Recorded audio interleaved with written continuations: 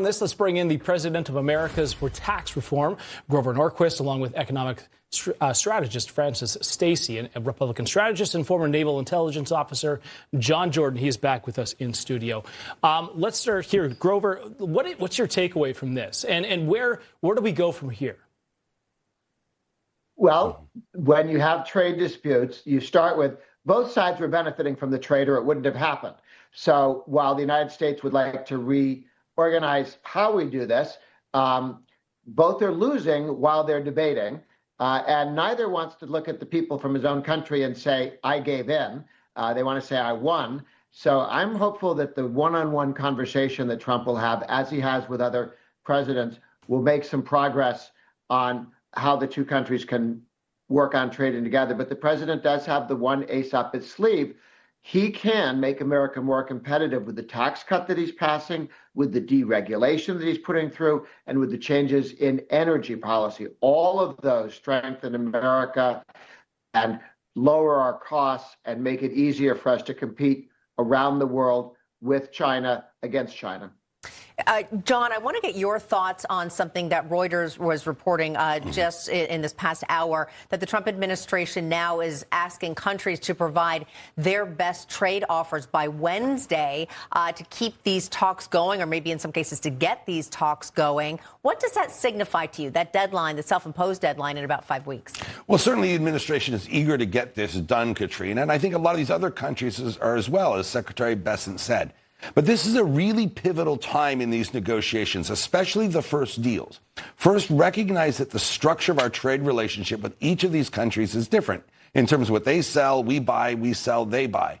And each deal has to be customized because each has a different regulatory regime, tariffs, non-tariff barriers.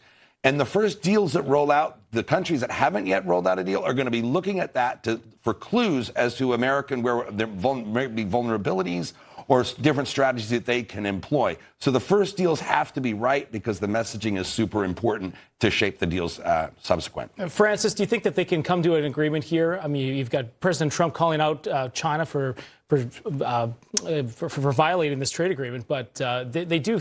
It seems like President Trump is willing to still negotiate. He always seems to be willing to have the art of the deal and never seems to be offended, even though there is maybe some violations there. Yeah, rest assured, as Grover nicely said, they have no choice. They both have to come to a deal because they are both hurting, and they're always going to pick every piece of leverage that they have. China has leverage with minerals. Now we have leverage with the student visas. And the thing that President Trump is going to have to do with China is make them look good. They have to be able to save face to their country and their people. And if he doesn't make them look good, so this is what's happening. He's got a tactic here. He's making them look terrible. And then what he's going to do is when they capitulate, he's going to come back and praise them very heavily, allow them to save face.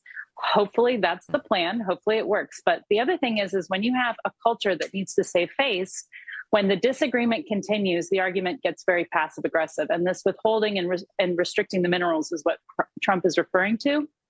And so the student visas adds an extra bit of leverage. This is going to be very noisy until it gets very quiet.